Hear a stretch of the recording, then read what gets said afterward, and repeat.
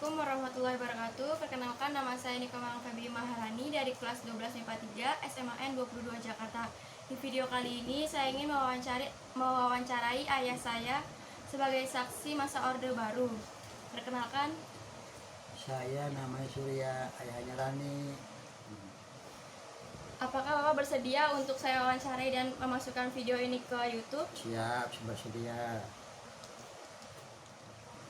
Apakah Bapak pernah mengalami atau merasakan pada masa Orde Baru? Pernah selama hidup masa Orde Baru kan mulai dari tahun 66 sampai 98. Semasa saya hidup saya merasa aman, nyaman, tentrem, gampang mencari kerjaan, tanpa ada gejolak apa-apa, cuma itu yang saya tahu. Bagaimana keadaan kondisi sosial pada masa itu?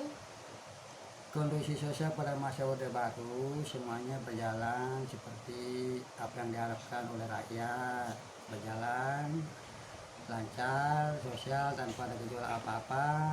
Keadaan politik juga berjalan sesuai dengan aturan yang berlaku. Apakah pada masa itu ada kesulitan dalam ekonomi dan ketidakstabilan politik? Secara ekonomi semua berjalan baik, normal. Pembangunan berjalan seperti biasa, lancar dari desa ke kota. Begitu juga masalah pengiriman bahan baku dan sembako dari desa ke kota lancar. Jadi ekonomi itu berjalan lancar.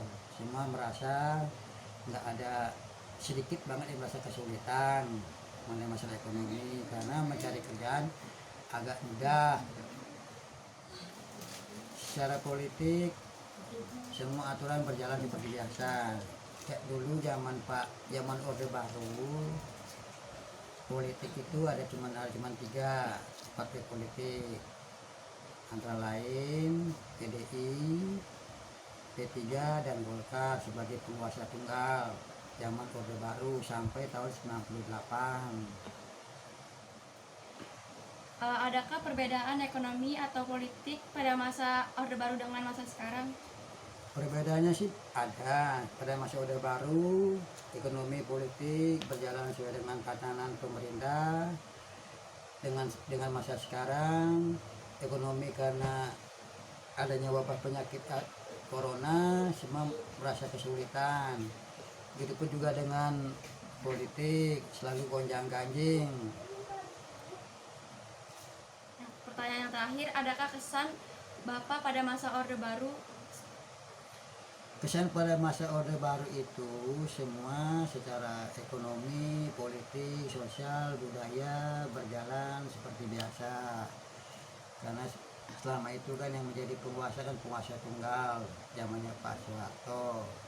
Dengan masa sekarang setelah adanya reformasi, di situ banyak orang yang istilahnya punya kebebasan untuk menyampaikan pendapat. Jadi sangat jauh bedanya. Kalau masa dulu orang menyatakan pendapat selalu dibatasin, sekarang kan bebas. Pada zaman sekarang semua bisa berpendapat asalkan sesuai dengan aturan yang berlaku. Sekian pertanyaan wawancara kali ini.